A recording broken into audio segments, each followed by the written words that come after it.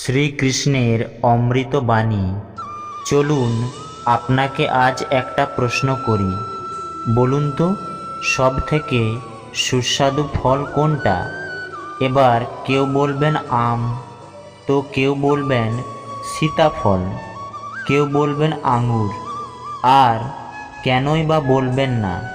প্রত্যেক ব্যক্তির নিজের নিজের রুচি আছে, নিজের নিজের স্বাদ আছে।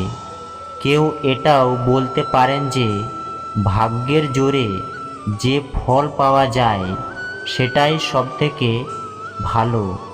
এবার রুচি যাই হোক না কেন, যেমন খুশি হোক না কেন, সব থেকে মিষ্টি ফল হলো সেটাই যা পরিশ্রম করে অর্জন করা হয়।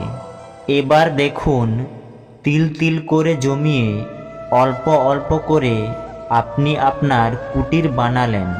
সেখানে থাকলে অসাধারণ, সেটার আনন্দটাই আলাদা।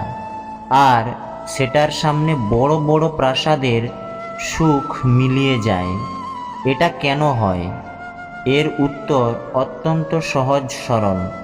যখন আপনি পরিশ্রম করেন, মানসিক পরিশ্রম করেন, শারীরিক পরিশ্রম করেন, নিজের সমস্ত সময় সেটাতে নিয়োগ করেন, অবিরাম চেষ্টা করতে থাকেন, আর তারপর আপনি সেই ফল লাভ করেন। আর সেই ফলের মূল্য তো আপনারা জানেন। তাই মনে রাখবেন, পরিশ্রম অমূল্য, তাই তার থেকে পাওয়া ফল তুলনাহীন। তাই পরিশ্রম করতে থাকুন, অবিরাম চেষ্টা করতে থাকুন, এর ফল অর্জন করতে থাকুন, আর জীবনে এই সফলতাকে প্রাপ্ত করতে থাকুন। জয় শ্রীকৃষ্ণ।